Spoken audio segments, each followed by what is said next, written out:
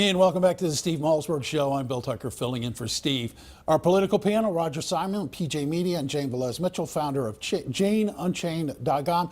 Jane, I'm sorry, I cut you off because we had to get to that break really fast. Please, go ahead. I didn't mean to be rude to you, but advertisers wouldn't understand.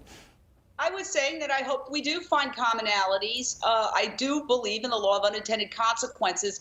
And I think that if we put a new pair of glasses on this and tried to take away all the heated emotional rhetoric and look at it from a mathematical perspective, that there are a lot of things that we can do to reduce healthcare costs. You know, if people were healthy, the healthcare costs wouldn't be so expensive. They're unhealthy because the U.S. government is making them unhealthy by subsidizing a diet that's making us fat, sick, and nearly dead. We can change things around, cut these subsidies, and actually find common ground to get everybody in America healthy. Well, you know, it's really funny. Jane brings up this point about subsidies, and I come from a long line of farmers. Nobody left anymore because people got out of it, Roger. But, you know, my grandfather used to look at me like the government had gone crazy because they were going to pay him not to plant a field. So, you know, we probably can find some commonality here. Go ahead. I totally agree. I agree with everything Jane said just about that. I agree about the health aspect of it too. It's quite obvious. So there is a lot of commonality. I think one thing we've watched in both the Bush and Obama administrations is a kind of elitism on both sides, in which the government knew best, and the people like your father, who actually was on the ground, literally and figuratively, didn't. And you know, I think the drain the swamp thing is true, and I agree with Jane too that I like to see it be done as swiftly as possible. It's tricky. I mean, because one of the consequences of the system has been that we have a technocratic group of people in Washington from both parties who control the system, and the system is so complex that it's going to be hard to find people who can replace them. So it's a very odd and difficult situation that Trump is confronted with. But I think he realizes that, I can say. And that thing this morning with the outreach of the black community in specific was very, very heartening. Well, you know, Jane, you and Roger both have touched on something, and then I'll give the floor to you. But you know, I think that what might be happening here when the rhetoric tones down, when people get off the street and stop engaging in violence, is that we will have a restoration of a healthy relationship between the people and their government. And that is because people are like government. And I think for too long, and this is a bipartisan issue, Roger, yes, I agree with you 100%. We have not had an antagonistic relationship with our government. And Jane, I think we should have an antagonistic relationship on both party sides. That's not a political party statement, to your point. I agree. I mean, I don't think the Republican Party represents a lot of people who ended up voting Republican. I don't think the Democratic Party represents a lot of people who voted Democratic. I think millennials are thinking in such a different new way, they can't relate to any of it. I myself would, if I had to characterize myself, I would call myself a green libertarian. I have read all Ayn Rand's books. I know about various phases and nuances of libertarianism.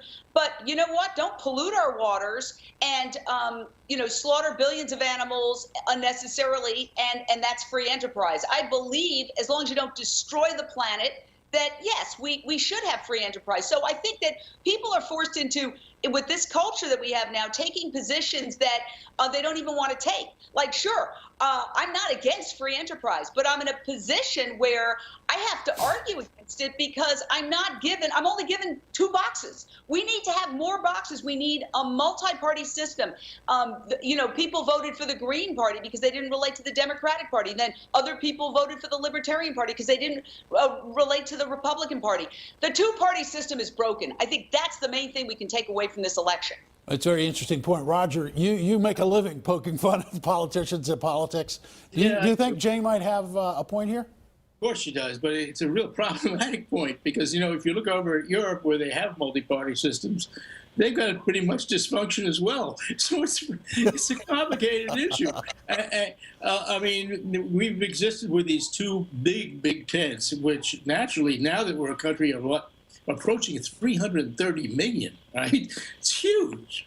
the idea that these two tents themselves are gigantic, and as Jane says, they all embody like huge amounts of opinion. That, I mean, if you just broke them down to one party, I mean, they'd be fighting with each other forever. It'd be worse than anything.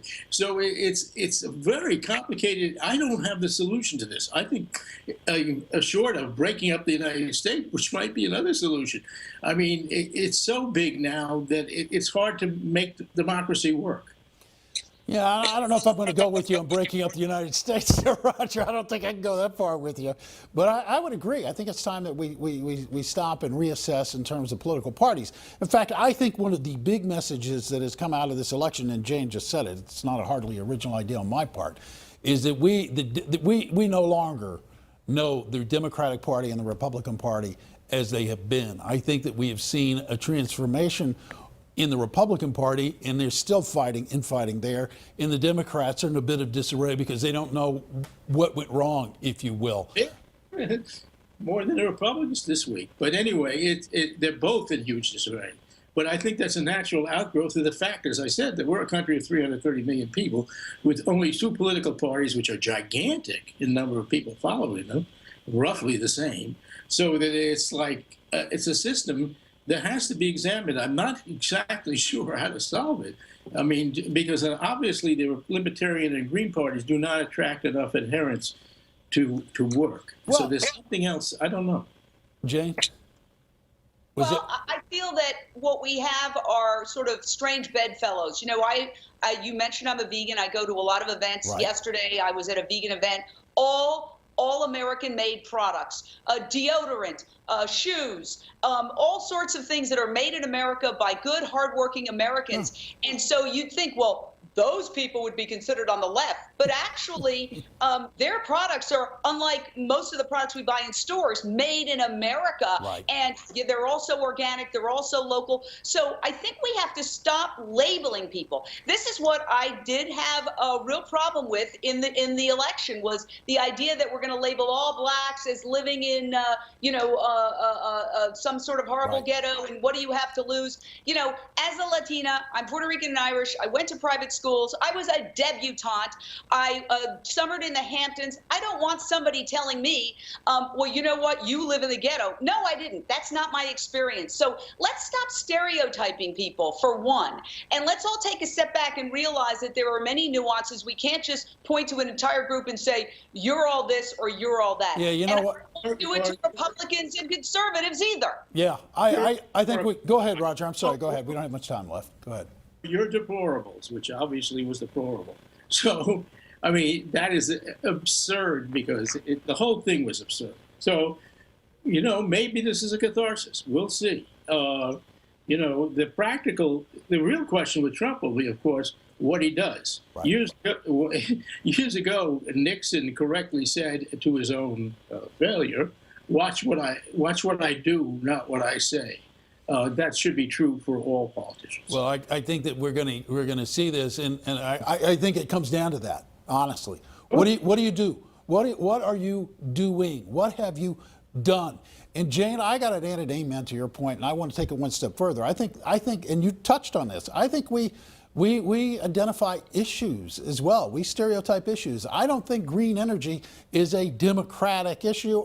I think it's an everybody issue. I think it's a discussion that we need to start learning to have. And I think there are a number of things that are that way. So I don't know what the answer is in terms of providing numbers of parties, but I think that maybe the way we talk about these issues needs to change. Everybody wants better pay, good education. Everybody wants to take care of the planet. Guys, thank you so much. Thank you for watching. Remember, keep it here on Newsmax TV. J.D. Hayworth and Newsmax Prime is next.